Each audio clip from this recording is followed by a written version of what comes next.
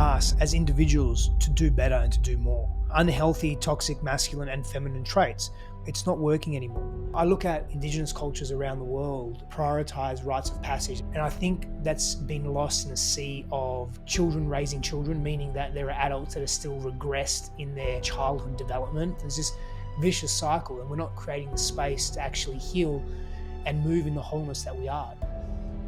Oof. It begins at a very early age.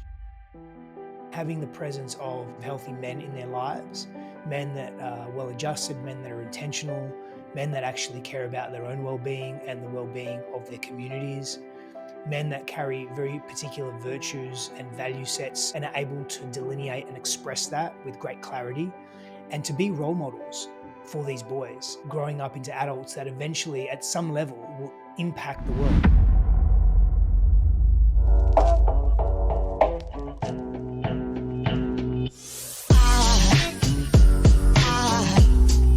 Aside from my soul. Victimization, self-worth, masculinity, femininity, our relationship with ourselves, our relationship with others, and ultimately our relationship with our higher power, universe, God. This is an incredible conversation about relating. And guys, please like, comment, and subscribe on this video. It helps so much more than I can say. And without too much further ado, today's podcast. Welcome back to the Inspired Evolution. And we have with us today, inspiring our evolution, Stefanos, Sifandos. Stefanos, how are you, brother? Good, man. You're one of the very few people that have said my last name correctly as it's intended in Greek. Well done. Thank you so much, brother. I think the being Indian kind of helps a little bit. It helps you roll your R's and all those sort of things that cultures invite us to do. Yes.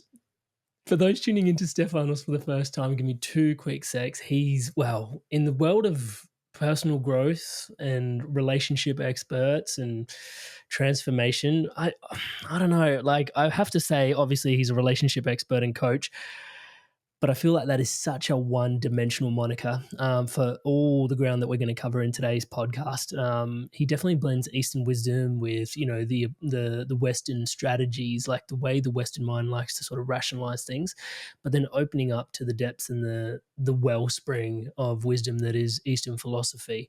I think integrating the two is definitely what I find he empowers individuals to do through what seems like mostly relationship coaching on the surface, but it ultimately ends up being our relationship with self. So yeah, there's a quote, and I don't know who it's attributed to, Stefano, so maybe you can correct me, because I've heard it's been attributed to the Jesuits, but they say, if you hand me the boy before the ages of 7, and obviously I'm saying boy because that was the quote, but I'm sure it translates to boy and girl.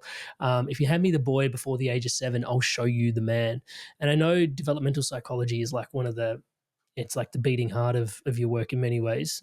Would you say so? And then if you can just tell us what that means to you and what you've found through your interests, and how true does that ring, or am I completely off the mark? Yeah.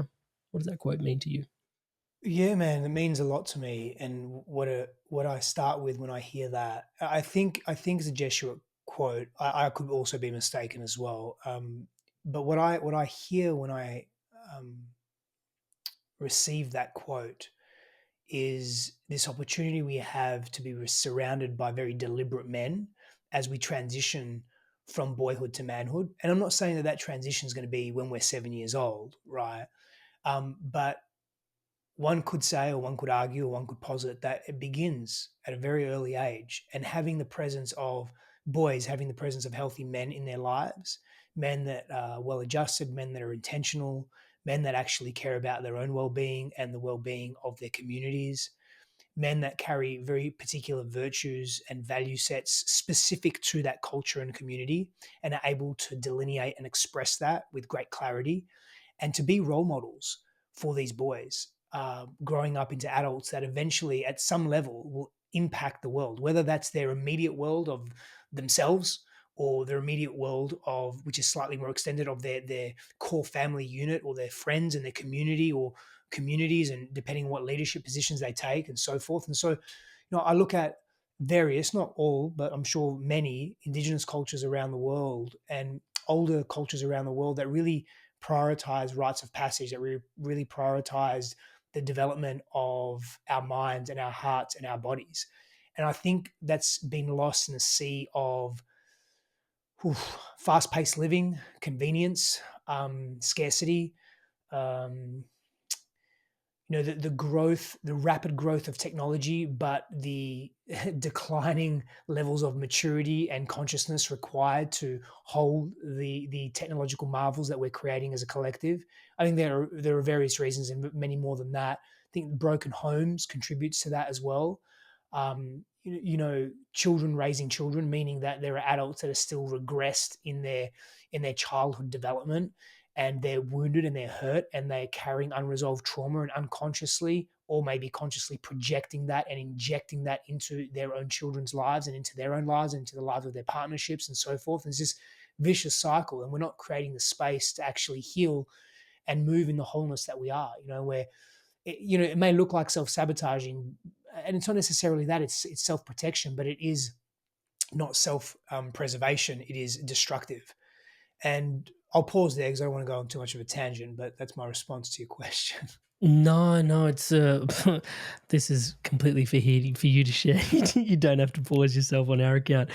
There's so many threads in there that open up, and the rites of passage one is kind of huge and front and center in there. And I've heard you share about your daughter, and that was only a matter of time before that came up, I guess. And I mean that specifically because I've got a newborn at home who's like 3 weeks old. And so I've Congratulations, just man. been, thank you, brother. Thank you. Mm. I've just been witness to birth once again. And it's even just talking that, like, let's hash that out a little bit. Cause you talk about the birth of your daughter and just how transformative it was for you. I shouldn't put words in your mouth, but I remember for myself, let's say, the first time my first son was born, and just being able to be my wife's not doula, but like kind of her doula, being a support person. There was a time where men were not allowed in that sort of woman birthing process.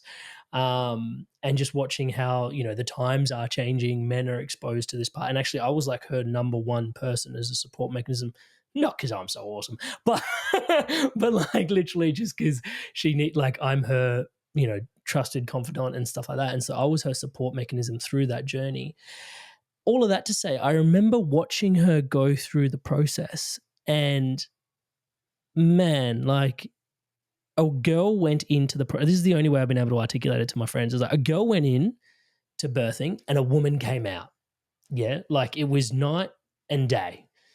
And I remember consciously looking at that and going, I have never been through anything quite as transformative as what she went through in that moment.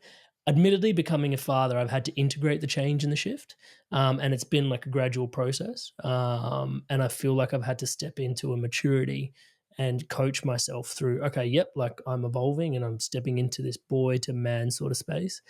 But the key thing it elicited for me was this void of rites of passage for men, right? Like I remember I turned 18, I turned 21, I basically just smashed my liver with alcohol. It wasn't really anything enlightening about it or me transforming my consciousness. And if anything, I probably killed some brain cells, to be honest with you.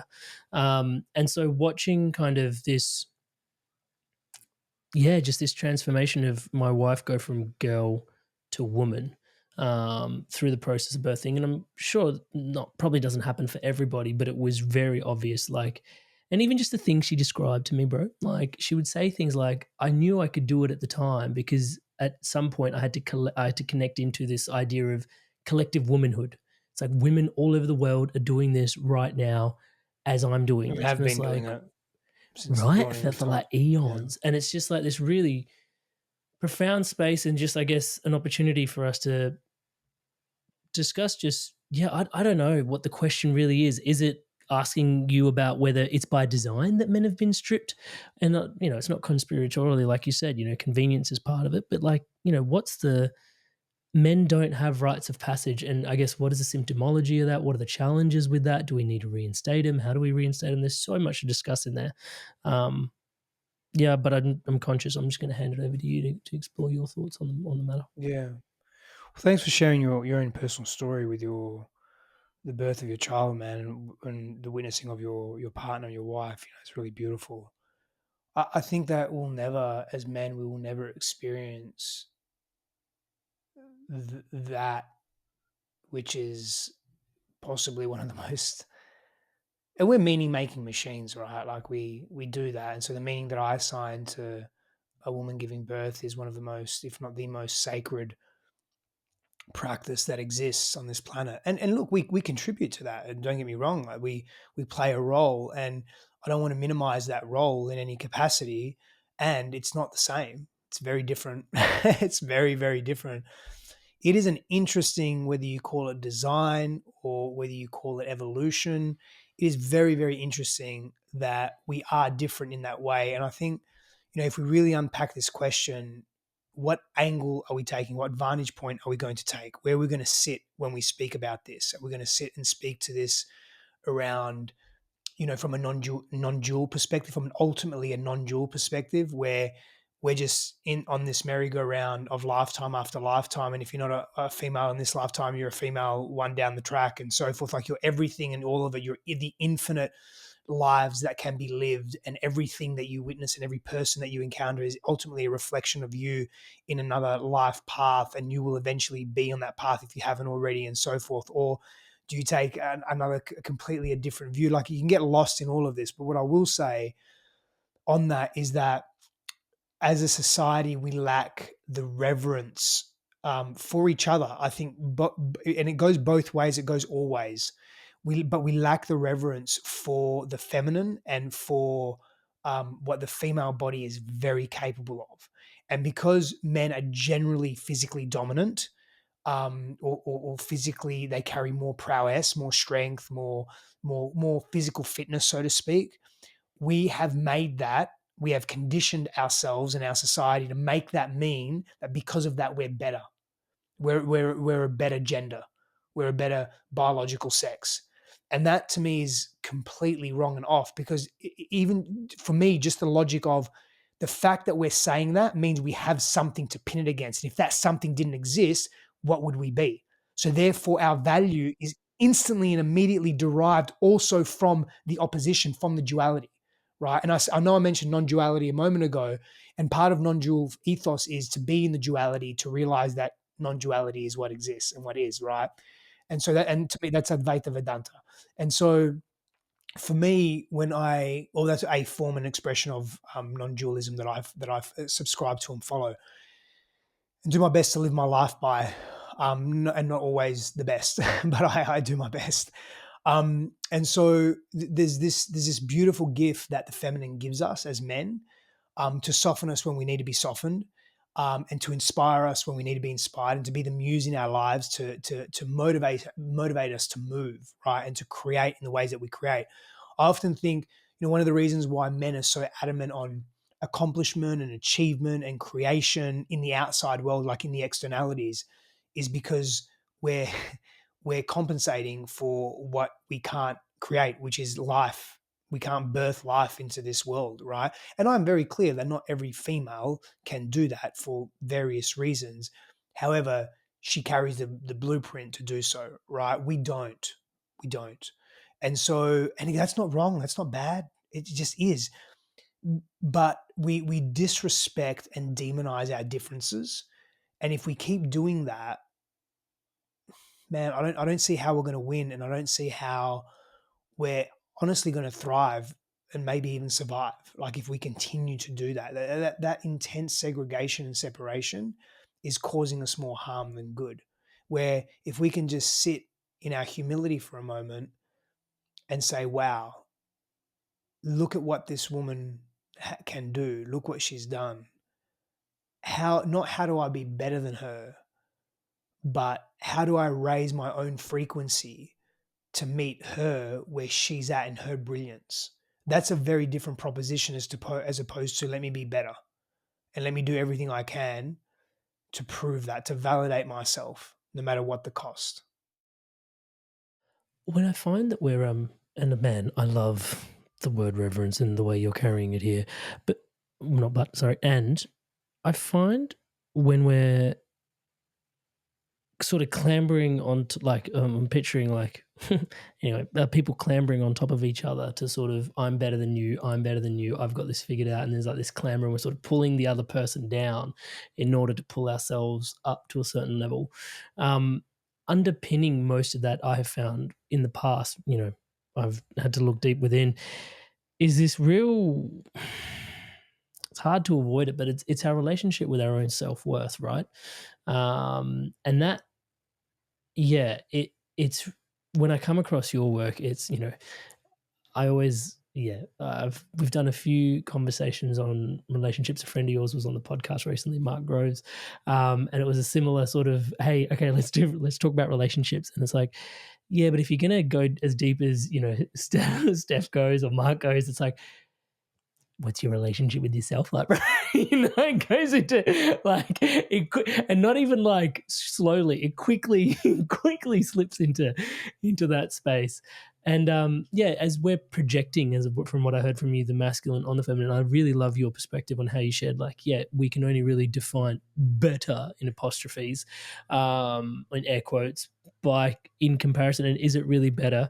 I remember my best friend, I'm a trippy dippy hippie, right? So I asked her this question. I was like, hey, how come women give birth and not men?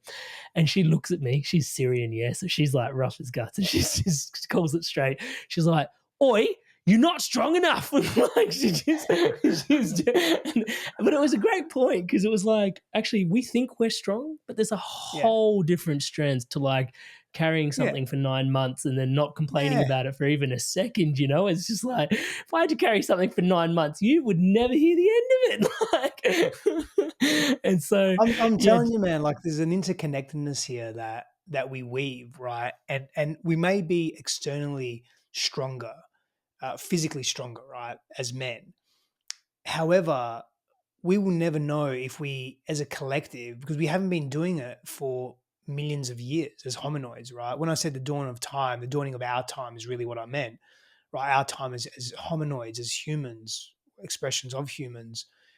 Like it's something that is deeply in the collective. You mentioned the collective feminine earlier, the collective womanhood around the world. It's something that's embedded. It's deeply rich in the blood, in the collective essence, in the spirituality of femininity and womanhood, right? We don't know if we could do that, and even if we could, it's fucking irrelevant. We don't need to. But here's something that just sort of came to me: all the wonderful things that men have accomplished in the world, and we have, right? We have, as have women, of course.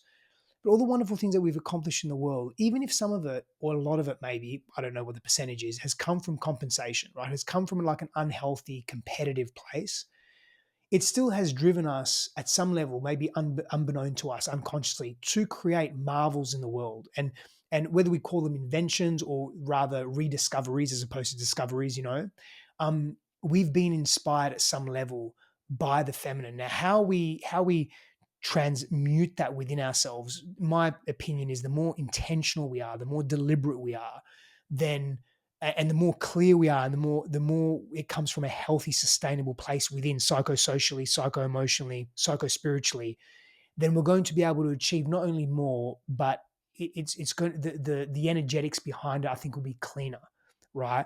Still doesn't take away some of the amazing things that we've done. hey guys, just a quick sec. What are your thoughts on masculinity, femininity, toxicity, light, shadow? Love to hear what your thoughts are on all of this. I sometimes get conflicted because it seems like it's somewhat divisive, and ultimately there should be more unity around some of this stuff, right? If it's spiritual in its nature. Let me know what your thoughts are in the comments below. I'm looking forward to hearing from you. As men, as a collective, as a society as well. But I think ultimately what has underpinned all that is this deep inspiration and reverence. We just haven't been able to admit it and own it for a woman's creation, the female's creation, a female-bodied creation. You've mentioned in your work that it's really important to observe what you call, again, air quotes, pardon me, the come from of any action. And you're describing that just then as well, like the intention behind things. Can you describe the importance of understanding where we're coming from behind the actions we're taking, and why it is so important to understand the come from? I think so. A couple of things, right? We're really we're really heady as a species, so we're very neck up orientated, right? And so because of that, cognition and the cognitive process and analysis, it really reigns supreme in our world. So does understanding, right? Not that creativity doesn't, and not that being in the body doesn't, but compared to being in the head, it doesn't actually. A lot of my work that I do when I'm working with clients is really helping them reconnect to their bodies and helping them understand, not even understand, but feel that their nervous systems are a safe space and safe place to be in. Their bodies are safe because their nervous system is so hyper vigilant because of the experiences that they've had that are unresolved. And so when we understand and we make sense of things and we assign meaning through the symbolism that we witness in our worlds, and symbolism to me is the oldest language we have access to. It's the oldest form of communication and evolution, symbolism, right? And that can be verbal, but it's largely non-verbal. When we understand, it creates an access point to deepening. Because we're so heady, we don't need to understand, but it's just so helpful because of where we are as a collective consciousness. What we value as a society, we value education, we value learning, we value memorization, we value analysis, we value knowing, we value understanding deeply. We value intuition less. We value the emotional body less, right? And that's evident. It's evident in, we value rationale more. So understanding is an access point to deepening, because when we understand, there's more familiarity in our world, there's less unknown. And when there's less unknown, we feel safer in our bodies. So now we have forward propulsion towards the thing that is unknown to us, that we're making known through understanding. And we can start to elicit greater shifts, transformations, changes in our lives. That, to me, my friend, is very powerful. And so it's the element of control, ultimately, that is more masculine, and surrender that is feminine. Is that a safe extrapolation to make? I would say control is an unhealthy or shadow based masculine quality. Yes. Let's go there a little bit, because there are certain there is this massive talk about toxic masculinity, and you've done an amazing job online to sort of surf your way through the conversation. I guess maybe just giving it a little bit of airtime here today as well. You mentioned that control is a shadow aspect of the masculine quality. I guess, what is, in your opinion, what are some of the more enlightened versions of the masculine energetics that you have found? And maybe it's some of what you described earlier, the ability to create. Yeah, I can rattle off a few masculine virtues or qualities. And before I do that, let me just speak to masculinity and femininity for a moment. So masculine and feminine energetics are just that. They're energetics that reside within every human being, irrespective of your biological sex or how you may identify, right? These are energetics. These are just dual energetics. And they're contrasted energies, and we often learn in rich ways through contrast, but they're human qualities first. So I'm very clear on that. You can replace the terms masculine, feminine with do and be energy, go and flow energy, active, passive energy, yang and yin energy. And Michaela Boehm, who's an author and a thought leader in this space, speaks to that extensively as well. So if we look at healthy masculine virtues or characteristics, and I guess by definition, a virtue is a masculine trait, but let's just say healthy masculine characteristics, which again can reside within all human beings. We're looking at self-reliance. We're looking at healthy competition. We're looking at trustworthiness. We're looking at being conscientious and open-minded, curious, protective, analytical, but not to an extreme sense. Determined, purposeful, resilient, tough, giving energy. Giving is the energy of masculinity. Receiving is the energy of femininity. Presence, humility, stillness, focus, being singular and rationale in the way we move through the world. Powerful, ethereal, being an explorer. There's a bunch there. Hey, your Inspired Tribe. I want to take a quick sec. I wanted to share something today with you that is really dear to my heart, and it's actually what keeps the entire ecosystem around the Inspired Evolution thriving, my one-on-one coaching. So it's basically coaching that helps you live a spiritually aligned life. I coach people from all different types of walks of life. These people are leaders and they're looking to have an incredible spiritual impact in the lives that they're leading for themselves, and then also lead in alignment to their values. Now, you don't have to take my word for it.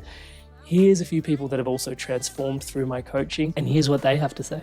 Amrit is a fantastic coach. In a few sessions, he got to a depth that I'd only experienced before working with certain medicines. And he's gone through a lot of the struggles that you're probably facing. Then my corporate banking job wasn't really doing it. You feel like you're not making progress towards your goals. And Amrit's been a really strong, supportive figure in my journey. I'm more in control of myself. I'm kinder to myself. I actually have that vision and a purpose. I do feel like I'm a better version of myself already. Amazing energy. He was easy to talk to, which made me easy to trust him. Working with Amrit at 9 o'clock on a Saturday morning, and really I was bouncing out of bed. Whenever I get off the calls with Amrit, best money we've ever spent.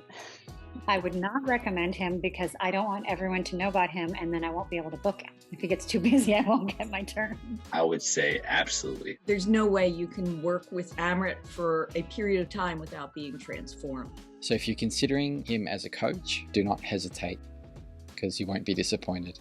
As you guys can see, there's a lot of people all over the world from all these different corners experiencing incredible transformations. I don't think, if I can say humbly myself, that there is anything quite like this somewhere else online. Most people that, have channels that, grow and grow and grow don't really focus on one-to-one offerings. I have just found that it is the most profound space where you can bring yourself in a private container and really just share what's going on for yourself. And if you want to book in for that call with me, touch base, it's www.amrit.coach/life. That's www.amrit.coach/LIFE. There is a link in the show notes below to book in that call. And yeah, if you want to take your journey further, if you want to dive in deeper, and you really want to live a spiritually aligned life, if it's for you, please do check it out. And without too much further ado, once again, for your spirit, for yourself, today's podcast. As I'm hearing you share these, there's this, model of consciousness that I sort of subscribe to, which is fourfold. And we touched on level 4, which is Advaita Vedanta, which is the non-dual unified consciousness. In level 1, I sort of see life is happening to you. Level 2, life is happening by me. And in level 3, life is happening for me. And in level 4, life is happening as me. And you're nodding, so I think I'm sharing something that you're aware of. In there, one of the key things I sort of label level 2 consciousness as is this achiever, because life is happening by me and sets a bunch of goals. And in level 3, we're kind of life is happening for me, and it's more of a flower or a surrenderer. In there, describing, what you mentioned about flow, and some of the masculine qualities, it does seem like more of the masculine qualities live in level 2 and more of the feminine qualities live in level 3. It is an interesting time to be alive as you sort of see a shift. Well, there are cracks appearing in patriarchal structures, let's just put it that way. Do you think there's a collective shift in consciousness going on at the moment? And is it a shift towards a more feminine direction? By the definition of we're seeing greater movements towards inclusion, and if inclusion is considered a feminine quality, then yes, we're moving towards a more dominant feminine-led world to some degree. And do you reckon therein lies the heart of why it's becoming like there is a bit of an existential crisis somewhat collectively for men happening at the moment? Because I've noticed even for myself, we go back to, sorry, just to sort of pop it in there, like watching the example of, I'm by no means a saint of a partner. Yeah, like this is going to, and I just want to sort of put that massive asterisk there. But when I look back at the previous generation, like I'm a weapon at changing nappies, bro. Like I am so good. I could do it half asleep in the middle of the night. I don't turn a light on. I could do it in the dark. I'm a gun, even if I can say so myself. But my dad never changed a single nappy. My wife's father never changed a single nappy. Now, that doesn't make them bad. They're very different archetypes, right? Very different role models, very different generation. But also what I'm finding in this particular generation, like my dad wasn't present at my birth. right? Like he was working, he was literally at work. And that was totally normal. It's not even frowned upon. And I think about the hands-on role I had in my wife's birth and just watching, not again, I'm not saying it's just this how much has shifted in one generation. Like, whoa. Yeah. Just watching that and just kind of going, holy cow, like there is such a shift that is underway. And finding our place in it as men when we're actively birthing ourselves as the role models we want to see. And it's just, it feels so uncharted. Can you speak to that existential kind of what the fuck? Yeah, I think it is an existential awakening / crisis / both for men. I think there's various reasons why men are struggling at the moment, maybe being quote unquote targeted. And I don't want to paint us to be victims, because that's not helpful at all, and that's not really what's happening in any capacity. Is it a changing of the guard? I don't know if that's the case, but what I do know is that we're being asked as a collective, as a humanity, as individuals, to do better and to do more in the sense of the old ways aren't working. The segregation, the oppression, the judgment, the manipulation, unhealthy, toxic, masculine and feminine traits. It's not working anymore. Men are disillusioned in many respects. As a result of that, you're seeing movements like men's rights movements, men going their own way movements, pickup artistry coming through. That's been around for a long time, but these movements that are advocating for a men-only space and basically demonizing women, and that's all bullshit, man. To me, it's all bullshit. Like it's just we're just we're just isolating ourselves. We're making someone else at fault and not taking responsibility and ownership for where we stand as individuals, and not dealing with our pain and our trauma and letting it be unresolved and conveniently blaming others, right? And the extreme, maybe the voice of the minority and the extreme movement around the multiple feminist movements that have come online, and they've done amazing things for creating greater equity in our society, right? From that perspective. And they've also done some damage. It's done some collateral damage to men, where some men have retracted, where men don't want to be judged and don't want to be told they're wrong in their own sense of expression of masculinity. So they're retracting from the world. But that's not healthy. It's not healthy for men to retract from the world. It's not healthy for women to retract from the world. We have to face our stuff, but we've got to, I'm of the sort of the belief that we've got to do our individual work, and we've got to, deal with the core stuff that's within us, and then come together as a collective, come together as men and women, and do that deeper healing work. But we have to reach a particular foundation of maturity and consciousness before we can come together, because it's going to be very intense. Like that healing process is, fortunately or unfortunately, it's going to be intense, because that's part of the nature of the beast. Again, I attribute that to our collective consciousness, where we need rock bottom in order to elicit deep transformation. It's not the only way to change at all. However, it seems that that's what we need as individuals and as a collective, to make that change. And I'm also going to be mindful here, and I'm just going to say this, I don't want to project my experiences into this conversation, because for me, I needed rock bottom to change. I had multiple opportunities to change, but I needed multiple rock bottoms. Yeah. And you'll find that most and I was going to say, do. it's like rock bottom it's incredibly effective. Very. Well, yes, it can be. Well, yes, it is. It is and it isn't. Like it either is and you change, or you kill yourself, or you go deeper into the void, like drug use and addictions and so forth. Like you move away from connectivity and intimacy. You move away from taking ownership, responsibility, and doing and exerting effort and doing the work. So it would take you one of two ways, right? And so again, I just want to be mindful. I don't want to inject my biases from my experiences into this. And honestly, man, the vast 9.999 something percent of people that I work with, 99.999% of people that I work with need that rock bottom before they actually change. Yeah, it's one of my favorite quotes, is like, until, and I'm going to butcher it, but nonetheless, it's like, until the discomfort of staying where you are isn't greater than the like discomfort of like change and evolve, you're just going to be stuck where you are, and that's where the rock bottom really comes in. It's like, oh, it's really uncomfortable being here. What the fuck, like, and then you've kind of got to spit yourself out into a whole new space, not too dissimilar to the symbolism of birth we were discussing earlier. One of the things you're mentioning now, and just this visual representation is present for me in this conversation at the moment, is this pendulum.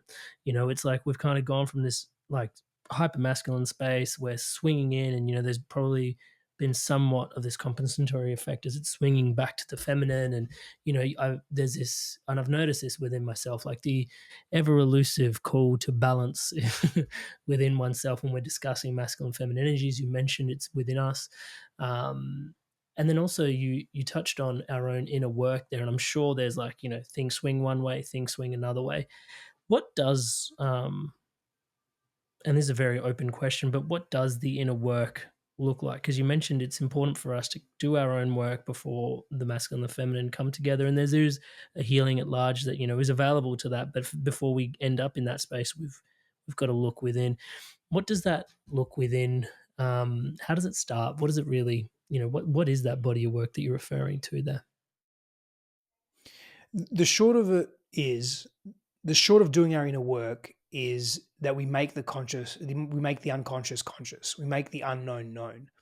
So that means that if there is unresolved trauma, if there is experiences that we've moved through, things that happen to us that are still lodged and stuck in our psyche and our nervous system, that are honestly and earnestly making the decisions of how we live our lives as adults, unbeknown to us, and these are patterns that are cyclical and cycling through our relationships and our intimacy and the choices that we make, and with respect to anything that's important to us, then we need to do our work around that. We need to explore the core of that. What that looks like is often reframing that story, but that's not the first step. The first step is feeling safe enough in our bodies and regulated in our bodies, learning to regulate our nervous system so that we can actually address the pain that was unfelt and unexpressed, and to do that in safe spaces and to do that in the presence of others. And you can work with a therapist, you can work with a coach, you can do inner child work, you can leverage multiple modalities, somatic work, breath work, you can move into plant medicines, you can do a combination of all these things and more. You can do family constellation work. There's so many modalities that you can use, NLP, hypnosis, the list goes on and on, right? What's going to work best is going to be what works best for you at the time of your life in that space. But also it's the practitioner, it's the people you surround yourself by, where you can diffuse shame and you can release judgment, you can move into compassion. This is the deep work that I do with my clients, that Christine and I do as well, together with each other, of course, and when it's called for, and with the people that we work with. And so that is, to me, doing the inner work. That is really, it's self-exploration, it's self-awareness, and it's changing patterns. If you're showing up in relationship and you're attracting unavailable partners, they're emotionally unavailable, or you lack the ability to be vulnerable, or sex feels very frigid and rigid for you, or you're very argumentative in relationship after relationship after relationship. You need to be right, and it's causing conflict. You're the common denominator in that. You're bringing that pattern to the relationship. If you don't like it and it doesn't suit you and serve you, it has a source. It has a wellspring. Something is fueling that pattern. Go into the pattern. That's the exploration, right? Because what's happening often as adults is we're regressing to younger stages of our lives, where that child, that teenager, and by the way, the inner child is, in my opinion, up to the age of 24, 25, 26 years of age, right? Really when our brain fully develops. And so you are probably acting from a younger regressed place. So heal the relationship to that little boy or girl, right? Learn to reparent yourself, learn to forgive, learn to feel, learn to be with these parts of you that you've shunned and hidden and compartmentalized. This is the shadow work. This is the shadow work that Jung speaks to at an individual level and at a collective level. That, to me, man, is inner work in a nutshell. Thank you so much for covering that. I want to dive deeper into this inner child work, and it's amazing to hear you say that sometimes it goes up to 25, 26 until the brain stops forming. It's forming, it's a larger part of its initial developmental sprint, let's call it that. I find myself as a parent, again, leaning back into my own experience a little bit here, saying to my closest friends is like, I can this is going to sound judgmental, but nonetheless, I can sort of see from an awareness standpoint where my limitations are and what age things were trapped in. And it's just the shadow work ability to do your own work is just so present when you're a parent, because you get triggered. And when you get triggered, the key thing that's being pointed at you is then like there's below it is like, oh, that's all my shadow gooey stuff, and above it is all my light. And the key reason I'm operating from down here is because emotional regulation.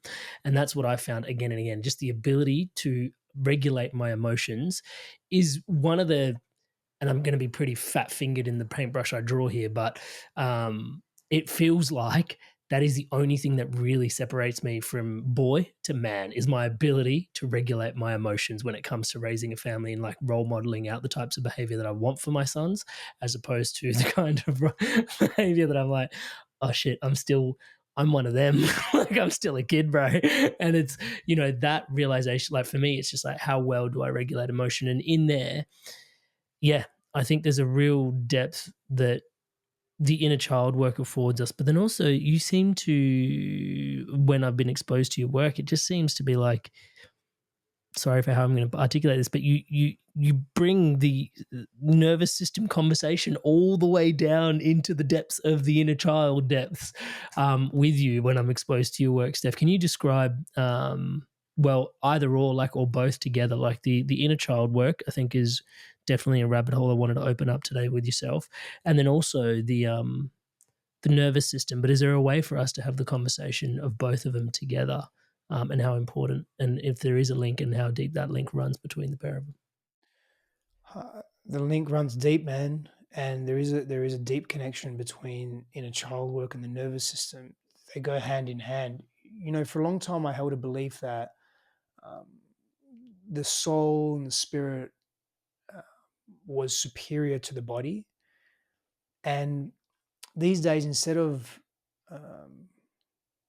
assigning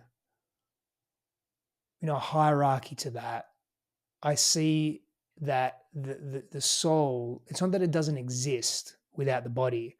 It doesn't exist in this form, in this expression, without the body. And similarly, you can't speak to inner child work without speaking to the nervous system. You can't speak to the nervous system without speaking to inner child work. Because as we evolve and as we grow and as we move through varied and diverse experiences in life, both our nervous systems and our psychology at that age and at that demographic is absorbing the information that is being fed to it. And if that information is intense, abuse in any form, as an example, physical abuse, sexual abuse, verbal abuse, demeaning words, being put down, bullied, being ostracized, whatever it may be, if we carry that experience, it registers in our nervous systems and it registers in our psyches.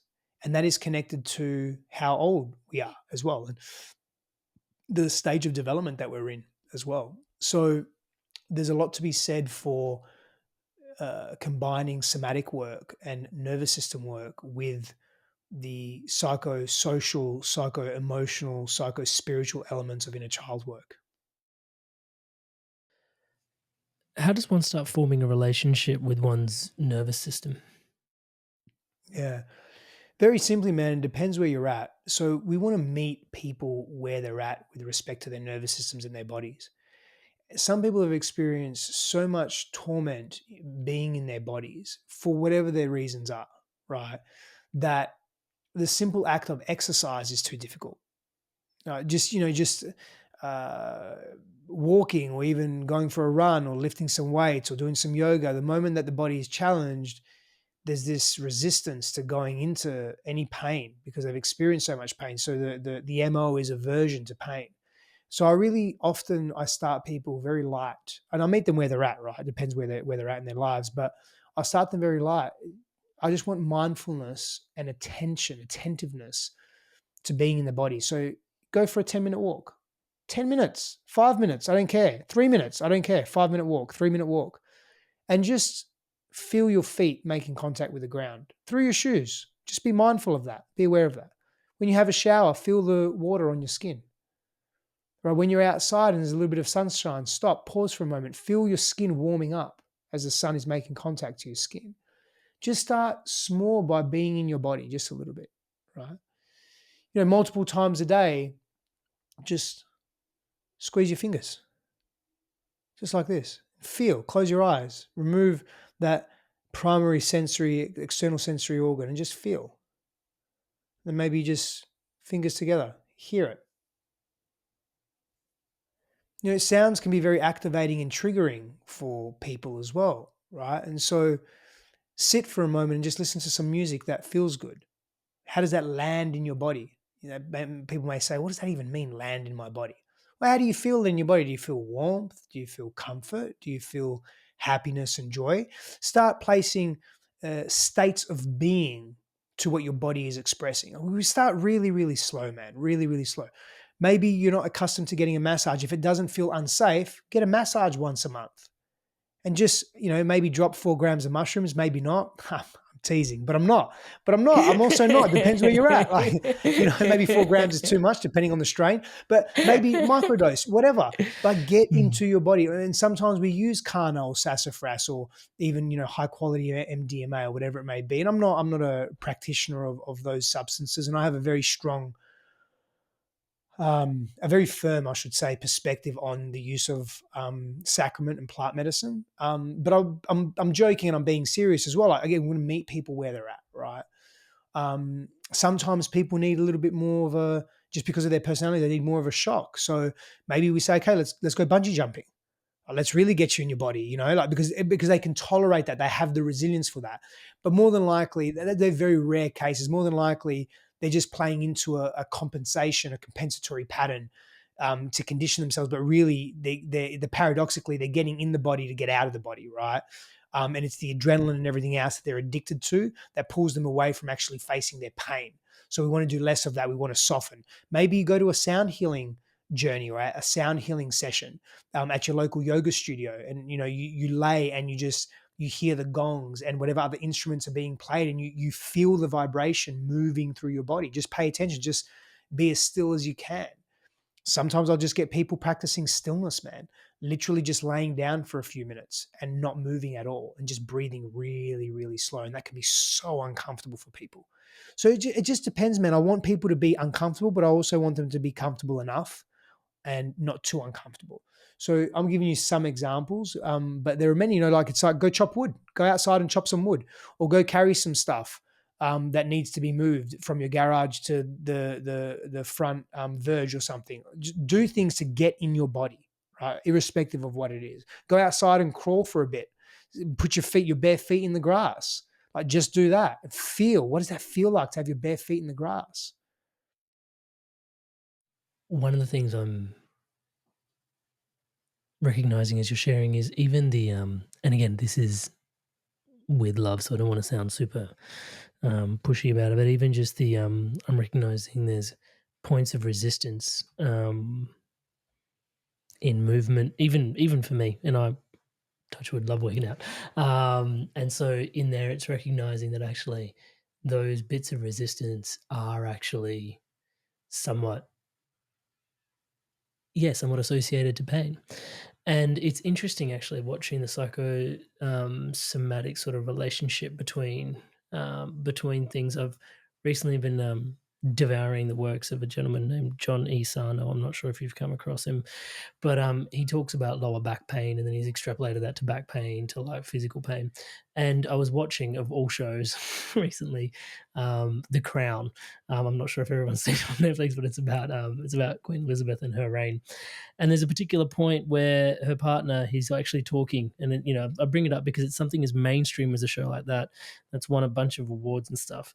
And her Queen Elizabeth's partner, I don't know what this is, right, the Duke of Windsor, whatever his name, Philip is, he's talking to Diana, and he goes, sometimes you've got back pain, and I know what it is, but sometimes it's just easier to label it as back pain. And he goes, and she goes, well, what do you mean what is? And he's like, well, it's all my anger, it's all my resentments, it's all my frustrations that present as back pain. And I've been researching the work of Dr. John Sarno, and he's just like, yeah, look, like you might think you've got back pain, but really it's suppressed emotions, it's repressed emotions. And if you can learn to give yourself permission to work with your emotions, he found again through, he died, I think, about 10 odd years ago, maybe 15 now.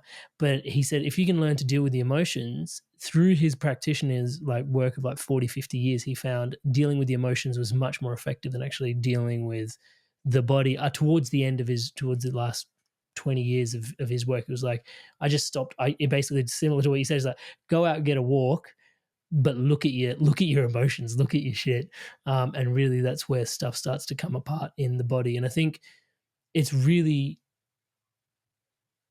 transforming my perspective, but I'm conscious it's probably part of yours already in terms of what you're describing, in that, you know, as you described like before, there's such a natural sort of, oh yeah, we've got soul and spirit, especially in my, like this kind of community that we're in, which is like, you know, spirit and soul's given this preference, but really it's completely all intrinsically woven in on one, isn't it? Like it's a real state of affairs once you start to wrap your head around how emotions are actually navigating their way through your entire being, right? Yeah, man, there's so much that we don't know. There's so much complexity, aka layers to our existence and our expression and our way of being, right? Um it's big. It's really, really big. And you know, the reality is that there's so much we don't know. That's not to say that we can't navigate, manage, deepen, expand our own sense of selves. When it comes to emotions, you know, I really go back to what is driving repetitive behavior? What's driving our patterns? Is it something that we're very aware of, that's healthy, that's sustainable, that we're conscious of? Or is it something that is unresolved within us to protect us? So we've become hyper vigilant or hyper protective in our physiology, in our nervous systems, where we contract and retract, and in our psychology as well, and in our relationality. And I think if we can get really honest with that question and say, oh, yeah, maybe this pattern is probably coming from an unresolved thing from my past. I'm not sure what, but I'm willing to explore it, even though it's difficult. Then we begin to understand that, you know, the mind body feeling, mind body emotion complex, right? And I don't know which one drives which. I think it's cyclical. I think they feed into each other, right? And they become entrenched patterns. You know, our contraction when we experience abuse or violation, you know, we contract in our nervous system. There is an emotion that's associated with that. There's an imaging, a scanning that happens of that environment, and then from there, you know, we make decisions about what's safe and what's not in life that are reinforced by emotions, by physiology, by psychology, by relationships, by all the things that we notice and don't notice. And so I think it's just very complex. But that doesn't mean, again, like, this is our need to understand things. And again, I very much value understanding, and it does have a place. It just doesn't have the only place, and sometimes it doesn't have a primary place. What I've found, you know, anecdotally, look, I know there is some empirical evidence for this, but what I've found anecdotally in working with people for 24 years, the past 24 years, pretty much, is that sometimes, most of the time, all we need to do is have a release in a safe space, and then coupled with integration, but a release of the thing that is stuck within us, and we don't need to cognitively need to understand it in that moment. And the massive transformation, or deep, meaningful, sustainable transformation, can really take place from that space. Yeah, I really appreciate you sharing that, because I think it really speaks to just the interconnectedness of it all, and also the the incessant need for the modern mind to understand its shifts and where it's going and chart out. But actually, there's a big part of allowing that to fall off the edge of the cliff, and sometimes that's a necessary ingredient to allow the shifts in the internal systems to appear. Inner child work. So everything you've been describing thus far seems to be pointing significantly to that space. It's like, where did these patterns drop in for you? And oftentimes, we find that those patterns are programmed in for a lot of us earlier on. And maybe it's worth me just even asking the question, because I find when I'm putting up barriers against things and I'm not looking at patterns, it's because there's some self-worth stuff packed in underneath there. I was going to say 9 times out of 10. I found 10 times out of 10. It's always, I don't feel enough. So I'm not willing to be vulnerable in this particular space. The places where I've done the work and I'm like, actually, I know who I am and where I'm at with all of this. And, I've got some edges, I've got some strengths. Great. Those places I don't really get triggered around, but the places where I'm sort of like holding up a guard and performing out a pattern, it's like, my common one's defensiveness. Someone will say something, I'll get defensive. It's like, why'd you get defensive? And it's like, oh, actually there's a whole bunch of self-worth stuff packed in underneath there for you to look at, like why that scaffolding is holding up this shield. It's like, oh, okay, what's in there? And it's like, oh, there's that tender bit there. Oh, okay, gotcha. So that seems to be a common pattern, touch wood, just in myself. But I'm not sure if self-worth stuff is everybody's gambit or if it's most people's gambits. I'd love to get your insights on Most that. self-esteem, Most, would you self-worth say? stuff is most people's gambit. Yeah. Yeah. And so the inner child stuff, I guess, for those that are being exposed to it for the first time in this conversation, which, given this audience is, it is possible. What do you, when you're describing the inner child, building a relationship with the inner child, can you unpack that a little bit for us? Because we've been discussing emotions, and then we're sort of leapfrogging to terminology of inner child. So if I'm hearing correctly, you're asking, how do we access the inner child? Yeah, that would be a way better way to ask the question. Yeah, no, that's okay. I just want to make sure I'm hearing what you're asking so I can explore it accordingly with your intention. So various ways, something that I see, with my daughter, and she's nearly 2 now, is this, and it's getting deep. It's deepening more and more every day, especially the last probably couple of months. Is this just, she immerses herself in her own world, right? She just plays. She's starting to talk to herself. She's whispering to herself. She's loves playing with dolls and all these people and depictions of people and placing them in certain areas around the house and then putting them in certain ways around her little doll house. And she's just immersed in imagination, right?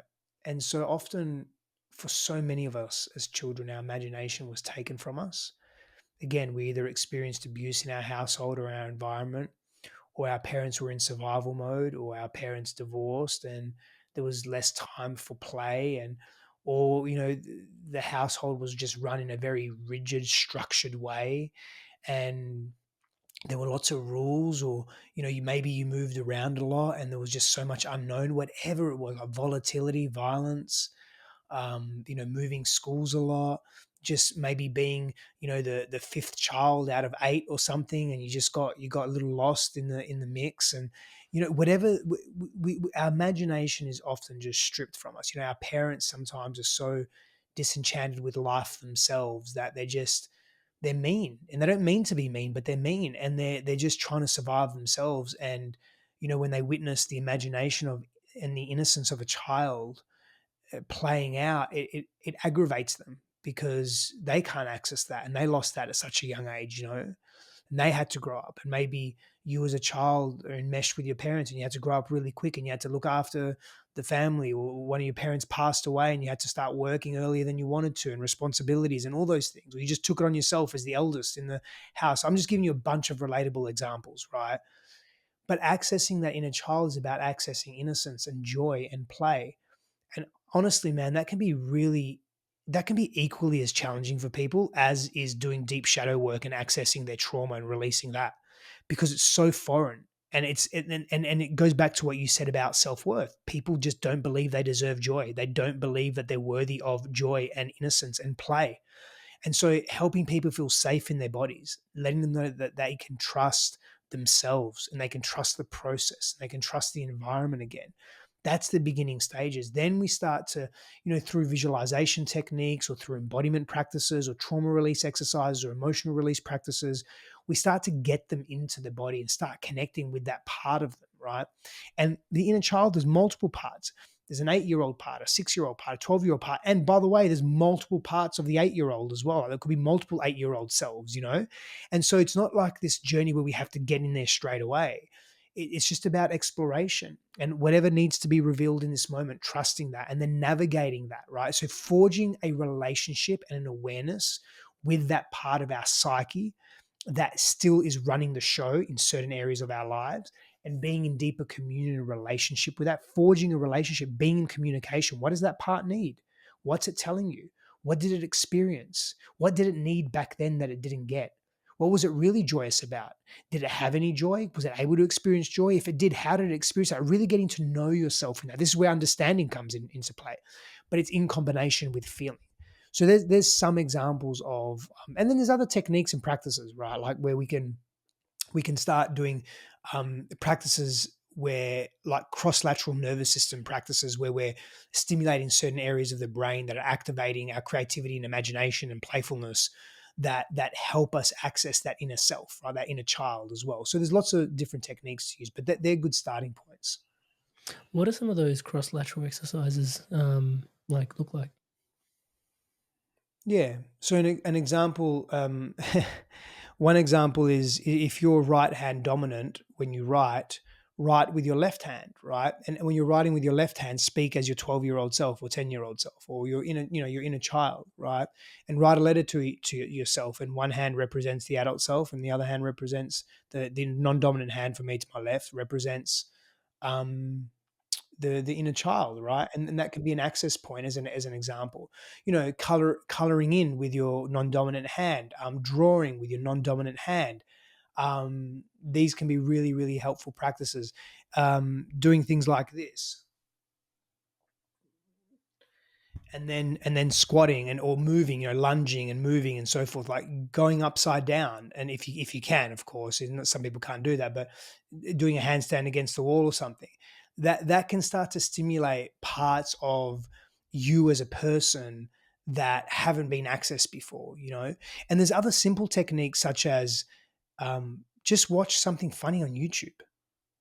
Literally just, for me, I like to watch the older comedians like Eddie Murphy, and I just sit there and laugh, it's just laugh, man. And that can be really difficult for people, have fun and play and go bowling, 10-pin bowling, or go to a fair or go to an arcade or something. Just, go to a water park or, like I don't know, Disneyland or something, whatever the equivalent of that is, like that, theme park. I just have fun, do the things that you didn't do as a kid, right?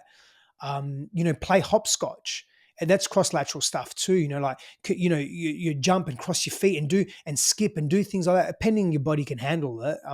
Some people can't, of course, and there's no disrespect at all. Some people are either elderly or they're just not adept in their bodies, whatever. But where you can, move your body, go for a walk in the forest or in the bush or mountains, or jump in the ocean, or go swim naked in the ocean, whatever. Like, just be a kid, fucking wear a diaper. I don't know. It doesn't matter. Like, sometimes you have to do shit like that.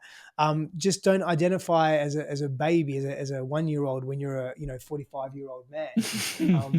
Don't be a fucking idiot. Basically, I'm being facetious here. Some people have mental. It sounds so good when we say that with the Aussie accent. No, don't be a fucking idiot. Sorry. Yeah, it does sound good. Yeah. And part of me means that. Like, I'm going to own that. Like, don't be a fucking idiot. You're better than that. Yeah. What are the benefits other than not being a fucking idiot? Sorry, stop. What are some of the benefits of doing all this work, bro? Freedom and connection, freedom and intimacy, man. Freedom and intimacy. Like, it's and people are going to define freedom differently in their world, but freedom and intimacy. You are going to get closer to yourself, closer to the things that matter to you, closer with others. You're going to be able to repair conflict quicker. You're going to be able to move away from conflict, not in avoidance because you're running from it, because you're just a more mature person. You're going to love life more. You're going to be in greater joy. You're going to play more. You're going to be happier more often. You're going to be able to problem solve better. You're going to be more creative. You're going to be more highly analytical and more efficient in your thinking. Your relationships are going to be more on fire. They're going to be more meaningful. You're going to be more grateful. You'll experience the activation and the essence and the vibration, the frequency of gratitude in your life in way deeper ways. Man, I can be in nature and I will just start crying. I will just start crying because I'm in such awe. Even if it's just a walk in a forest or something, you put me in an ocean or in a mountain, forget about it. I'm fucking waterworks, man. Like you have access to that part of you, like that love for life. Like you don't just see a sunset setting over the ocean anymore. You see a fucking marvel in front of you every day in, day out, if you're lucky enough to live on the West Coast, right? Or wherever you see the sun setting over the ocean, which is generally the West Coast. So, so it's just this phenomenon that is more than just, there's a reason why people congregate to watch the sunset, especially over ocean, right? It's just the most stunning thing. But doing this in a child work, you access levels of joy far greater than you have before. Your finances, like your relationship to money, because it's energetics, right? Because your self-worth raises. When you're in joy, when you're in gratitude, when you're in authenticity, which is when the highest vibration we can be in, right? And you're living authentically because you're not living from trauma, your relationship to things, material things, immaterial things, completely shifts.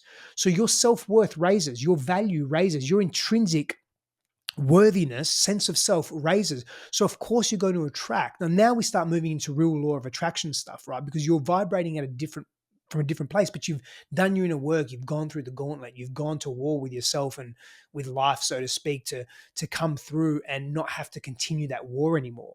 And so your whole life just fucking changes, man. I mean, your intuition expands as well because you're a clearer channel of being. Your stack, your internal stack is healthier. You're more mature as a person. You know, you choose your friends more wisely. You're more discerning with the people that you spend your time with and the choices that you make.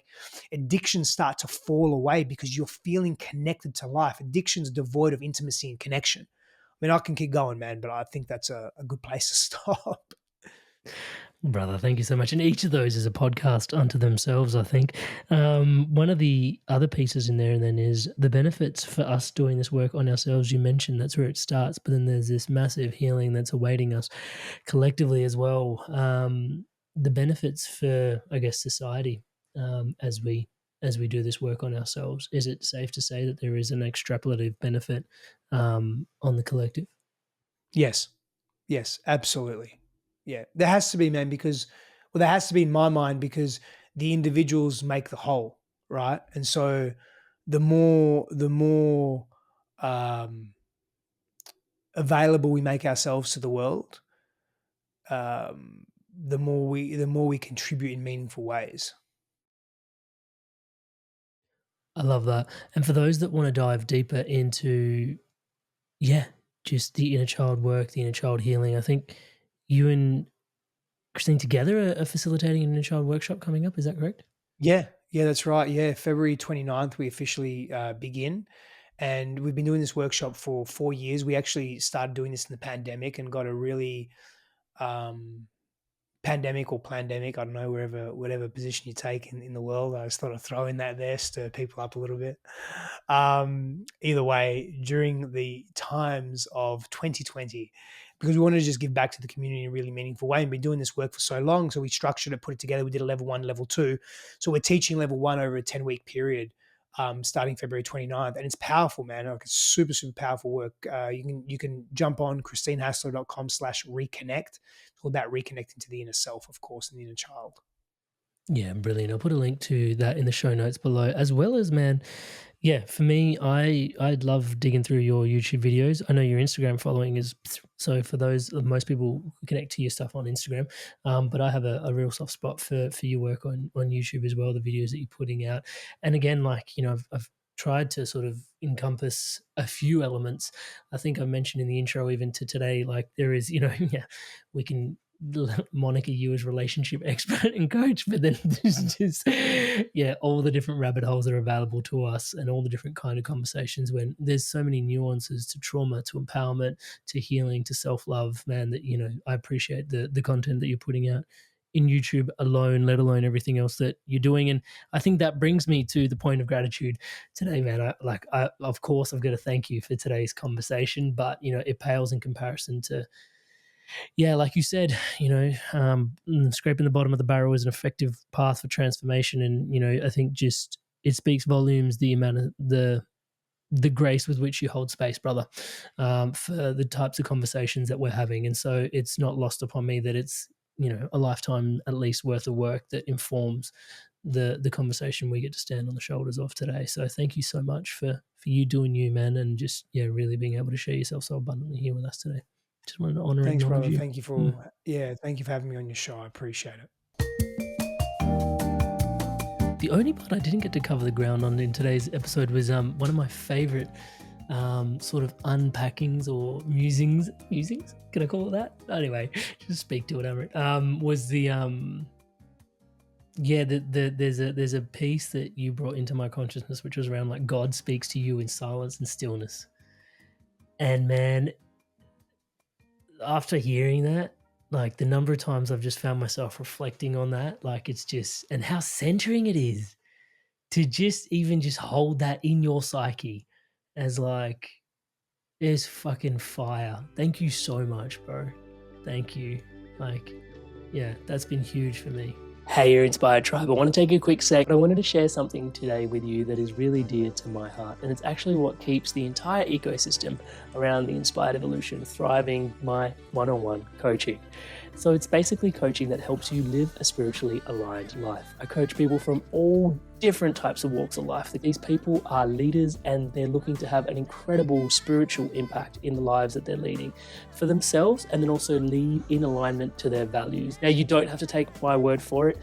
Here's a few people that have also transformed through my coaching, and here's what they have to say.